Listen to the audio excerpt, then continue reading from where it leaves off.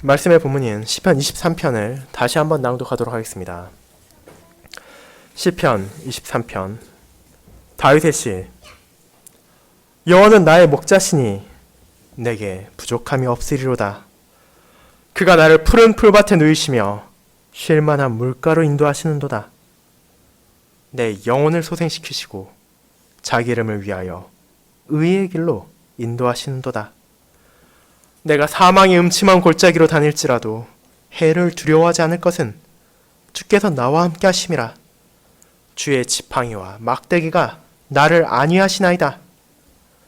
주께서 내 원수의 목전에서 내게 상을 차려주시고 기름을 내 머리에 부으셨으니 내 잔이 넘치나이다. 내 평생에 선하심과 인자하심이 반드시 나를 따르리니 내가 여호와의 집에 영원히 살리로다. 아멘. 설교 후에는 찬송 44장 1A, 1B 2절을 함께 부르도록 하겠습니다. 사랑하는 주 예수 그리스도 안에 있는 형제 자매님들, 우리들은 이 땅의 삶에서 무언가가 부족하다고 느낄 때를 마주하곤 합니다. 그것이 물질적인 재화에 관련된 것일 수도 있으며 인간적인 관계에서 그러한 부족을 느끼기도 합니다. 정신적으로 힘겨워하며 공허함을 느끼기도 하고 최선을 다해 일을 하면서도 만족감을 발견하지 못할 때도 생깁니다. 그와 같은 부족함과 공허함은 신자의 삶에 있어서도 예외가 되지 않습니다. 이 땅에서 살아가며 주님의 뜻을 신실히 따르고자 하지만 그렇게 하지 못하는 자신을 바라볼 때, 하나님의 뜻을 경멸하며 모욕하는 자신을 둘러싼 세상들을 바라볼 때 우리는 심리적으로 어려움을 발견하기도 하며 이 삶에서 부족함을 느끼기도 합니다. 그리고 그러한 경험이 우리들에게 있어 결코 드문 것이 아니며 오히려 너무도 자주 마주하며 쉽게 찾아오는 것입니다. 그와 같은 공허감을 느끼는 우리에게 주님께서는 자신의 성찬을 통해서 그 모든 부족함을 채워주십니다. 단순히 일시적인 부족함을 채워주시는 것을 넘어서 우리의 앞으로의 삶에 있어서까지도 주님의 은혜 안에서 살아갈 수 있도록 결코 소멸하지 않는 은혜를 베풀어 주십니다. 그러한 성찬을 앞둔 우리는 이제 주님께서 어떠한 방식으로 우리를 소생시키시며 부족함 없이 살아갈 수 있도록 인도하시는지를 함께 살필 것입니다. 이를 저는 우리의 부족함을 채워주시는 주님의 성찬이라는 제목으로 설교할 것입니다. 형제자매 여러분, 시편 23편은 우리에게 너무도 잘 알려져 있는 시편입니다. 그렇게 동시에 많은 사람들은 이 시편의 전체적 의미를 생각하지 않은 채 이것을 너무도 낙관적으로만 바라보기도 합니다. 분명히 이 시편은 우리에게 아름다운 소망을 주며 주님께서 주시는 놀라운 위로를 발견하게 합니다. 하지만 이 시편은 그러한 소망을 주시며 우리를 풍족하게 하시는 주님께서 얼마나 큰 사역을 베푸셨는지를 우리에게 잊지 않도록 합니다. 다윗은 시편 속에서 자신의 백성을 인도하시는 하나님의 돌보심을 묘사합니다. 여호와께서는 목자가 자신의 양떼를 돌보는 것과 같이 그 백성들을 다스리십니다. 푸른 풀밭에 양들을 데리고 가서 그들이 마음껏 먹고 힘을 얻을 수 있도록 하며 쉴 만한 물가, 즉 물이 잔잔하여 목자를 따라다니는 양들이 위험을 없이 얼마든지 필요한 만큼 물을 마시며 쉬도록 하는 것과 같이 백성들로 하여금 자신 안에서 필요한 모든 것들을 충분히 얻도록 하시는 분이 바로 우리 하나님이신 여호와이십니다. 그분께서는 자신의 백성들의 영혼을 소생시키실 뿐 아니라 이제 그들이 의의 길로 가도록 인도하십니다. 이와 같은 목자를 가진 양떼는 분명 행복하게 살아갈 것입니다. 목자의 인도 아래에서 그들이 가야 할 바른 길을 가며 먹을 것에 대한 걱정, 마실 것에 대한 걱정도 없이 그 삶을 보낼 것입니다. 그리고 하나님께서는 그러한 목자와 같이 우리를 돌보신다는 것을 다윗이 고백하고 있습니다. 하지만 다윗이 본 시편을 작성하던 시절 목자들의 삶이란 결코 쉬운 것이 아니었습니다. 목자들은 가장 천한 직업 중 하나였으며 가장 힘든 삶의 방식 중 하나였습니다. 본문이 묘사하는 푸른 풀밭을 찾기란 힘들었으며 잔잔하며 쉴만한 물가를 이스라엘 땅에서 발견하는 것은 만만치 않은 일이었습니다.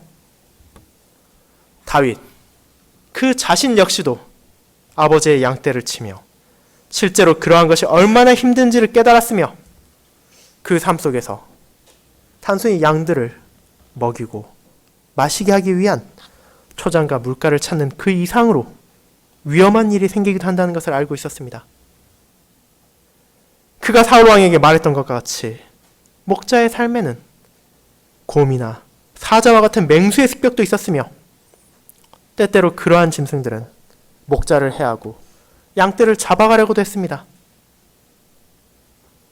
그러한 맹수들이 자신에게 달려오는 상황은 분명 끔찍하며 때로는 절망스러운 어둠, 사망의 음침함 같이 보일 때도 있을 것입니다.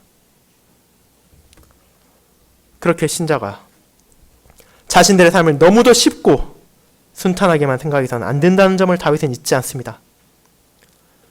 참 신자들이 하나님의 보호 아래서 안전하게 거한다 하더라도 여전히 수많은 위험을 맞이할 때가 있으며 다른 사람들과 마찬가지로 죄와 비참의 결과로 인해 신음할 때도 있습니다.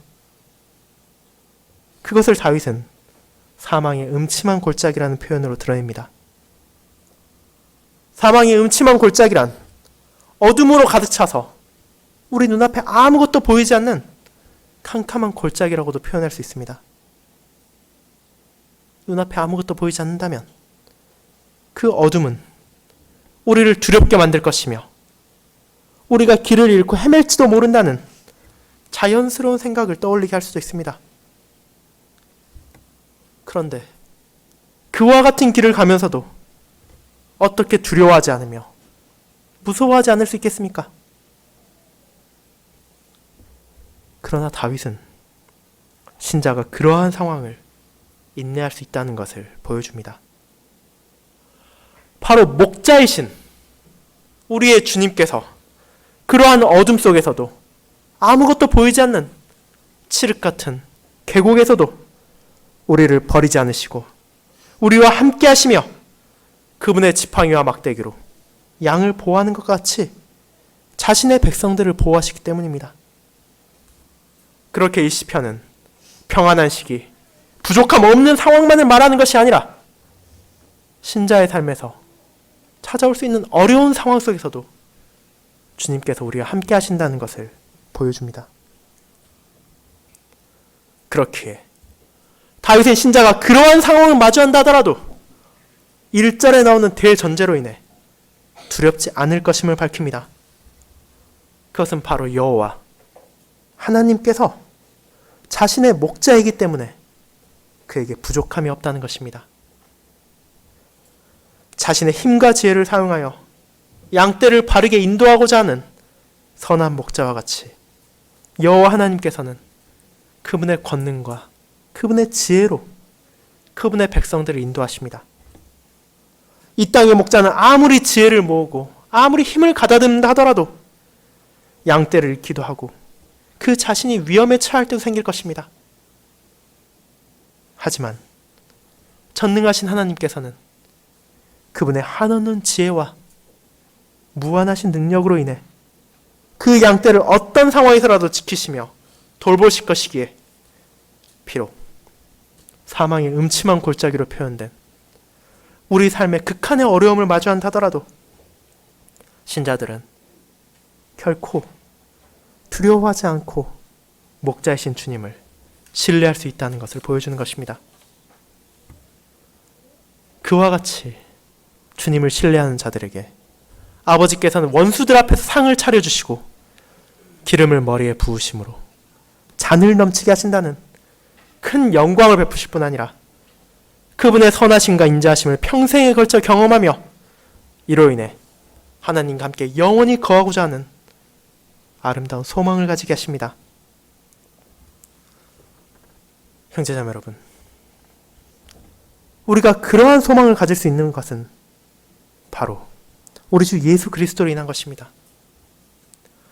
그분께서 자신을 직접 칭하신 바와 같이 이 땅에 선한 목자로 오셨으며 자신의 양떼인 그 백성들을 위하여 생명까지 내려놓으심으로 그들에게 필요한 모든 것을 공급해 주실 것을 약속해 주셨습니다.